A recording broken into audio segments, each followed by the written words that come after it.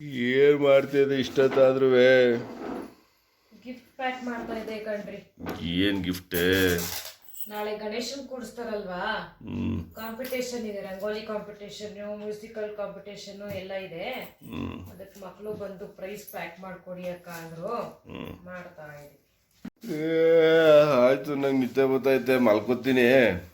ಆ ಬೆಳಗ್ಗೆಗೆ ಆ ಚಿಕ್ಕಣ್ಣ ಅವರು ಗಣೇಶನ್ ಕೂರ್ಸೋ ಹುಡುಗರು ಬಂದು ಮಣಿಯಣ್ಣ ಎಲ್ಲಿ ಅಂತ ಅಂದ್ರೆ ಊರಿಗೆ ಹೋಗೋರಪ್ಪ ಅಂತ ಹೇಳ್ಬಿಡೆ.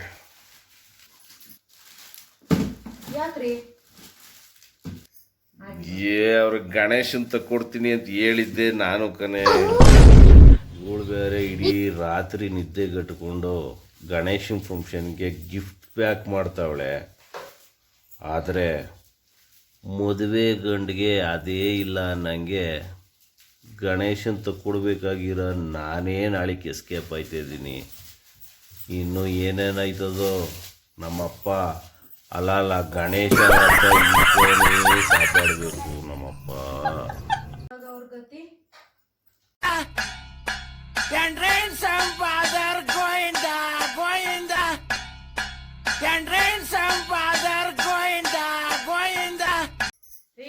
ಏನ್ ಮಾತು ಅಂತ ಮಾತಾಡ್ತಾ ಇದೀರಾ ನೀವು?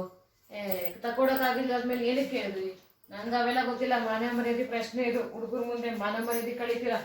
ಮನೇಲಿ ಕುತ್ಕೊಂಡವ್ರು ಏನ್ ಮಾಡ್ತೀರಾ? ಹೊಟ್ಟೆನೂ ಚೆನ್ನಾಗೈತೆ, ಒಂದ್ ಸಣ್ಣ ಇಟ್ಕೊಂಡು ಕುತ್ಕೊಳ್ಳಿ ನೀವೇ ಗಣೇಶ ಅನ್ಬಿಟ್ಟು. ಗುಜ್ರಿ ನನ್ನ ಮಗ ಅಂತಾನ. ಈಗ ನಿಮ್ಮ ಅಮ್ಮನ ನೀನು ಯಾವ್ದೋ ಲಲಿತಾ ಹೆಂಡ್ಲಿಕ ಸಾಸ್ಕೊಂತಿನ ನನ್ನ ಏನೋ ನಾನು ಸೊಂಡ್ಲು ತಗ್ಲಾಕೊಂಡು ಗಣೇಶ ತರ ಕೂತ್ಕೋಬೇಕಾ?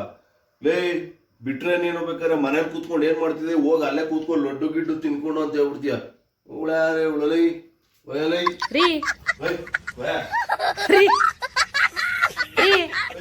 ಅಯ್ಯೋ ಇವನ